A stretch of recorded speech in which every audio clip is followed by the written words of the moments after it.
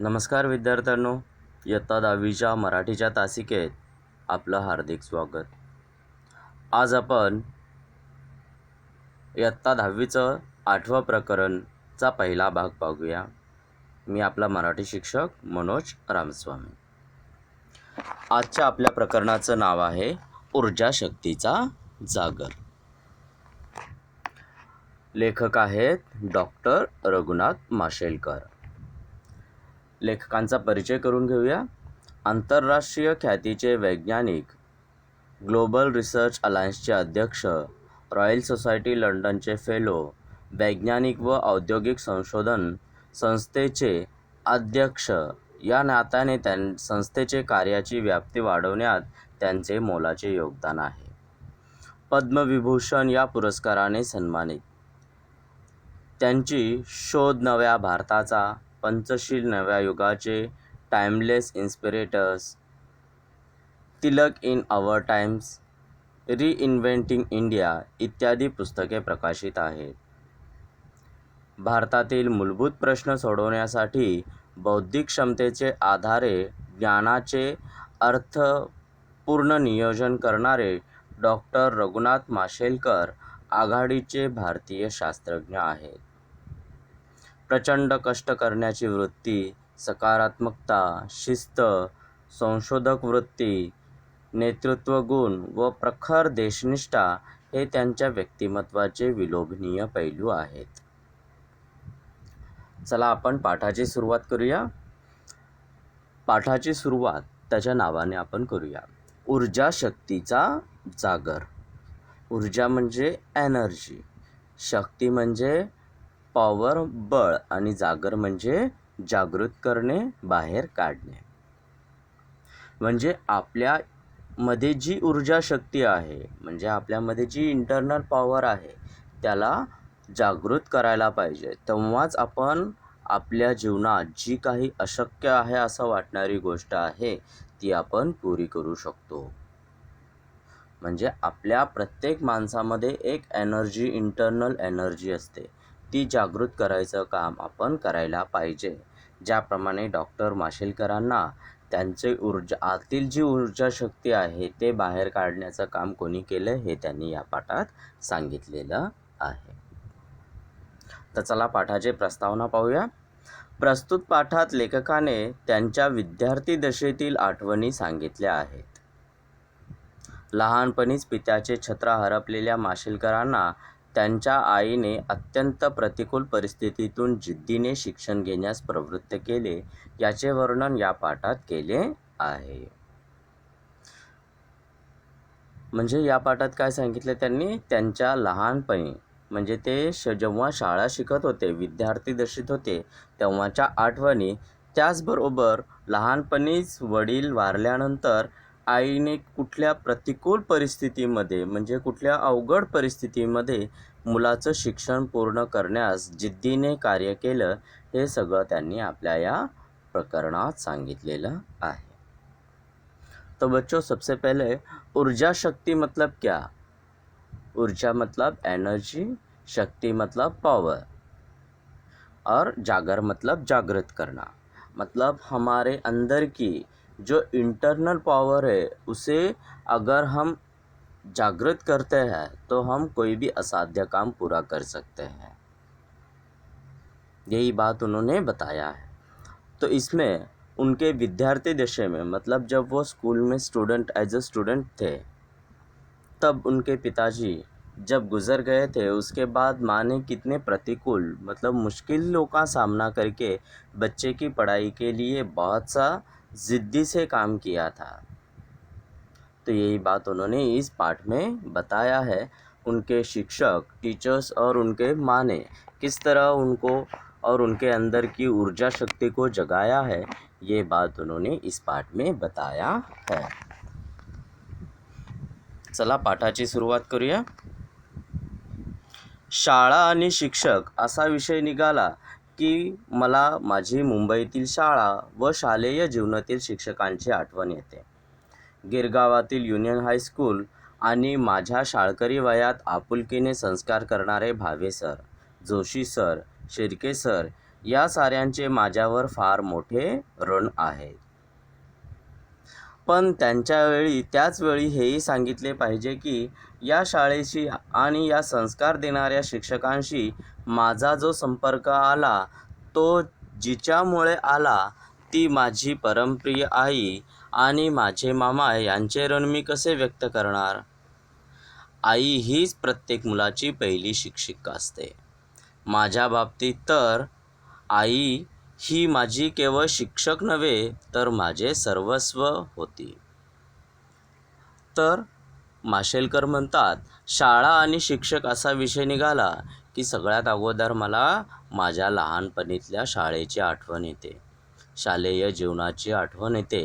त्याच्यात गिरगावमधल्या युनियन हायस्कूलमध्ये मी जेव्हा शिकत होतो तेव्हाची आठवण येते. माझे शाळकरी वयात त्यांना संस्कार देणारे Bhave sir, Joshi sir, Shirke sir या सगळ्यांचे फार मोठे ऋण आहे असं ते सांगतात. ऋण म्हणजे काय? उपकार. त्याचवेळी बरोबर म्हणजे या शाळेपर्यंत पोहोचवणारी त्यांची आई आणि मामा या दोघांचेही ते ऋण कसे व्यक्त करू असे सांगतात. कारण आपल्या आईवडिलांचे आपल्यावर ऋण हे न फेडणारे असतात, न फेडू शकणारे असतात. ज्याप्रमाणे आई ही आपल्या प्रत्येक मुलाची पहिली शिक्षक असते त्याप्रमाणे ते म्हणतात की माझी आई फक्त माझी शिक्षक नव्हे तर माझं सगळं काही होते. का हे पुढे आपण पाहूया. जब स्कूल और टीचर्स ऐसा सब्जेक्ट निकलता है तो सबसे पहले मुझे याद आती है स्कूल की ज़िंदगी की. मतलब स्कूल में जब था तब की जो यादें हैं उनमें गिरगांव में मतलब मुंबई के गिरगांव के यूनियन हाई स्कूल में जब मैं पढ़ाई करता था तो वहाँ के जो टीचर्स हैं Bhave sir, Joshi sir, Shirke sir, in सबों ने जो मुझ पर संस्कार किए हैं वो बहुत बड़े हैं और इसीलिए मैं उनके जो उपकार है ये कभी नहीं भूल पाऊँगा. और इन टीचरों के साथ जो भी कनेक्शन आने के लिए वजह बने थे वो कौन थे? तो मेरी माँ और मेरे मामा. इन दोनों के तो मैं कभी उपकार भूल ही नहीं पाऊँगा. जिस तरह माँ हर बच्चे की पहली शिक्षिका या टीचर होती है उसी तरह मेरी भी है. पर मेरी सिर्फ शिक्षक नहीं तो मेरा सब कुछ ही मेरी माँ है, ऐसे उन्होंने बताया. ऋण म्हणजे उपकार, सर्वस्व मतलब सर्व काही, सब कुछ. आता त्यांनी आठवणी सांगायला सुरुवात केली. आमचे मूळ गाव दक्षिण गोव्यातील माशेल. माझे बालपण तेथेच गेले. माझे मामाही याच गावातले. तिथल्या एका मैदानावर खेळल्याच्या आणि पिंपळकट्ट्यावर बसून निवांतपणा अनुभवल्याच्या पुसटशा आठवणी माझ्या मनात अधूनमधून वाऱ्याच्या लहरीसारखी येत असतात. माझ्या वयाच्या 6व्या वर्षी माझे वडील वारले आणि आम्ही उदरनिर्वाहासाठी काय केले? आमचे माशेल गाव सोडले. लेखकांनी सांगितलेलं आहे की त्यांचं मूळ गाव कुठलं आहे? तर माशेल गाव, दक्षिण गोव्यातील माशेल. तेथेच त्यांचं लहानपण गेलेलं आहे. माझे मामाही याच गावातले म्हणजे त्यांच्याच गावातले होते. तिथल्या एका मैदानावर खेळल्याचं आणि पिंपळकट्ट्यावर बसून निवांतपणा अनुभवल्याचं थोड्याशा आठवणी त्यांच्याकडे आहेत. त्यांच्या वयाच्या 6व्या वर्षीच त्यांचे वडील वारले होते. त्यामुळे उदरनिर्वाहासाठी त्यांना हे माशेल गाव सोडावे लागले. तर लेखक सांगतायत त्यांचं मूळगाव कुठलं आहे? तर दक्षिण गोव्यातील माशेल हे गाव. ते तेथे लहानपणी राहत होते. पण त्यांचे मामाही याच गावचे होते. त्यामुळे आता काय होतं? त्यांना तिथल्या मैदानात खेळल्याच्या आणि निवांतपणे पिंपळकट्ट्यावर बसल्याच्या थोड्याशा आठवणी त्यांच्याकडे आहेत. पुसटशा, अंधुक, अस्पष्ट.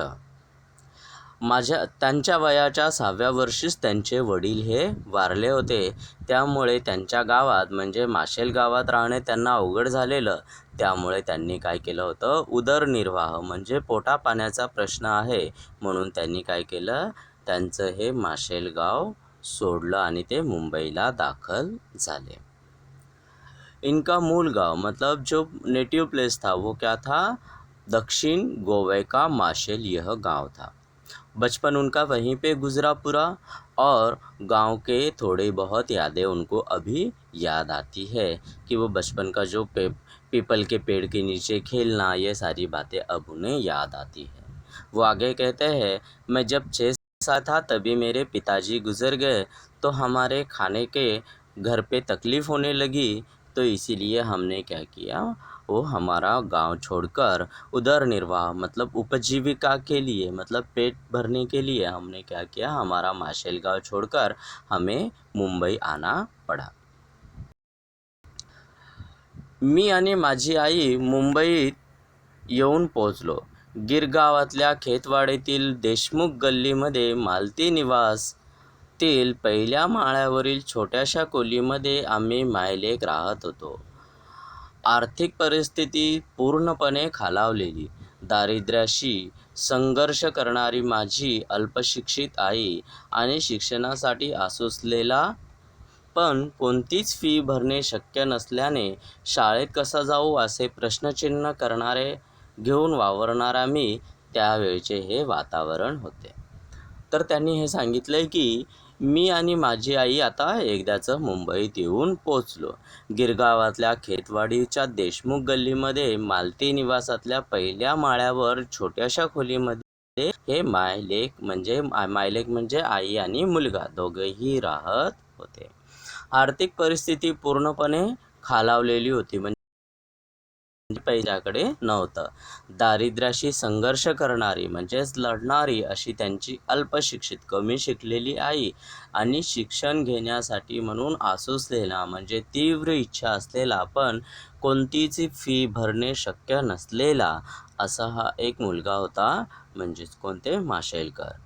आणि त्या प्रश्नचिन्ह म्हणजे मी फी कसा भरू, कसं शाळेत जाऊ या प्रश्नाने वावरणारा असा हा कोण होता, तर माशेल होते. त्यावेळेचं हे अशा अवघड वातावरणात त्यांनी आपलं शिक्षण पूर्ण करायचं काम केलेलं आहे. ते आठवण सांगतात, मी आणि माझी आई मतलब वो और उनकी माँ मुंबई पहुंच गए क्योंकि उनके पिताजी गोवा में गुजर गए थे, तो खाने पीने के लिए कुछ नहीं था, इसलिए वो मुंबई के गिरगांव खेतवाड़ी में देशमुख गली के मालती निवास के फर्स्ट फ्लोर पर छोटे से कमरे में वो माँ और बेटा रहने लगे थे. गरीबी बहुत ज़्यादा थी, इसीलिए गरीबी से लड़ने वाली मेरी माँ, कम पढ़ी लिखी हुई मेरी माँ और पढ़ने की तीव्र इच्छा रखने वाला मैं, पर फी भरने के लिए भी पैसे नहीं थे. ऐसी मुश्किल हालातों में हमने हमारी ज़िंदगी गुजारने की या ज़िंदगी की शुरुआत की, ऐसे रघुनाथ माशेलकर जी कहते हैं.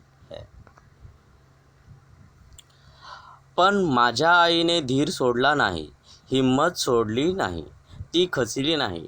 वेगवेगळ्या कष्टाची ती कामं करत होती. त्यातच माशेलहून मुंबईत आलेले माझे मामाही मदतीला आल्या. त्याचवेळी मला खेतवाडीतील प्राथमिक शाळेत प्रवेश मिळू शकेल. ही शाळा महापालिकेची होती. माझ्याप्रमाणे शाळेची परिस्थिती ही बेताचीच होती, पण इथले शिक्षक मात्र मनाने खूप श्रीमंत होते. पायात चप्पलही घालायला नव्हती, अशा परिस्थितीत माझी शाळा सुरू झाली. वयाच्या 12व्या वर्षापर्यंत अनवाणीच म्हणजे पायात चप्पल न घालता राहावं लागलं. आता पुढच्या परिस्थितीचं वर्णन करताना माशेलकर म्हणतात, म्हणजे एवढ्या बिकट परिस्थितीत जेव्हा आम्ही शाळा सुरू केली होती, तेव्हा काय झालं, माझ्या आईने धीर सोडला नाही, हिंमत सोडली नव्हती, ती कधीही खचली नाही. वेगवेगळी कष्टाची कामं करून तिने काय केलं, आपल्या मुलाला शिकवण्यासाठी काम केलेलं आहे. आणि त्याच वेळेस मुंबईला त्यांचा मामा आला होता आणि त्याने आपल्या आईला आणि भाच्याला मदत केलेली होती. त्याचवेळी त्यांना खेतवाडीतील एका प्राथमिक शाळेत प्रवेश मिळू शकला आणि त्यांची शाळा ही महापालिकेची होती, त्यामुळे ती गरिबीच होती. शाळा पण बेताचीच म्हणजे सामान्यच होती. पण इथले शिक्षक हे खूप मनाने श्रीमंत होते, म्हणजे त्यांनी एक चांगलं संस्कार देण्याचं काम हे शिक्षकांनी केलेलं होतं. पण त्यांच्या पायात चप्पलही नव्हती. पायात चप्पलही न घालता अनवाणीच त्यांना शाळेत जावं लागायचं. वयाच्या 12व्या वर्षापर्यंत त्यांना बिना चप्पल घालताच राहावं लागत होतं. पर ऐसे ऐसे मुश्किलों के दौर में भी माँ ने हिम्मत नहीं छोड़ी। वो कभी डरी नहीं। उसने अलग अलग तरीके के कष्ट भरे काम कर कर अपने बेटे को पढ़ाने की हिम्मत दिखाई। उसके साथ साथ मामा भी मुंबई में आए और उन्होंने हमारी थोड़ी मदद कर दी। इसीलिए खेतवाड़ी के एक प्राइमरी स्कूल में मेरा एडमिशन हो गया। यह स्कूल एक महानगर म्युनिसिपल स्कूल थी और स्कूल की हालत भी हमारे ही तरह सामान्य थी। पर यहाँ के टीचर्स बहुत ज़्यादा अमीर थे, पैसे से नहीं तो दिल से। तो इसीलिए उन्होंने बहुत अच्छे संस्कार और पढ़ाई सिखाई। उम्र 12 साल का होने तक मेरे पैरों में चप्पल ही नहीं थी। ऐसी ही हालत में मैंने मेरी पढ़ाई शुरू की। 12 साल की उम्र तक मैंने चप्पल पहना ही नहीं, वैसे ही स्कूल जाया करता था, असं रघुनाथ माशेलकर सांगत आहे. चला, हे स्वाध्याय पूर्ण करावे ही अपेक्षा.